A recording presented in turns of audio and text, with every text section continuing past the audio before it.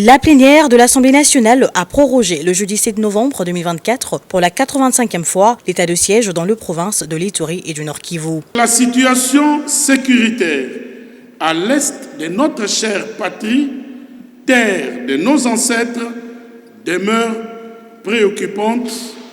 En conséquence, la prorogation de ce régime d'exception s'avère indispensable. C'est sans débat que les élus nationaux ont procédé au vote du projet de loi portant prorogation de l'état de siège sur une partie de la République. La majorité de ces représentants du peuple ont adhéré à une motion du député national Méchek Mandefou qui a estimé que les élus nationaux reviennent souvent sur les mêmes questions et revendications à chaque sollicitation de la prorogation de l'état de siège par le gouvernement. Ils ont ainsi tous estimé qu'il était préférable de procéder à un vote sans débat, réservant leurs revendications à l'évaluation tant attendue.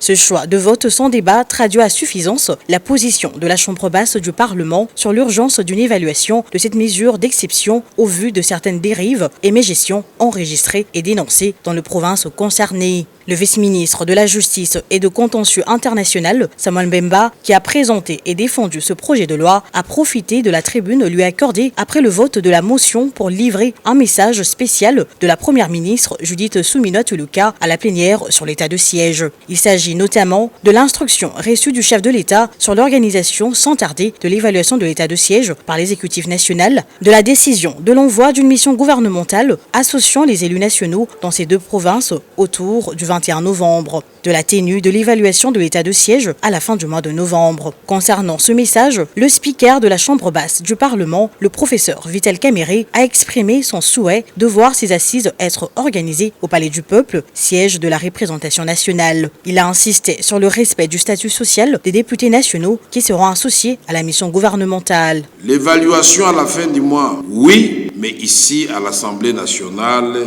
la représentation du peuple, la première ministre sera à l'aise avec son gouvernement. Ensemble, nous allons évaluer l'état de siège en toute transparence et nous allons atterrir. Et ça va rendre même inutile l'évaluation de l'Assemblée elle-même. Voilà, nous ferions à ce moment-là d'une pierre deux coups. 316 députés nationaux ont voté pour, 33 contre et 2 se sont abstenus.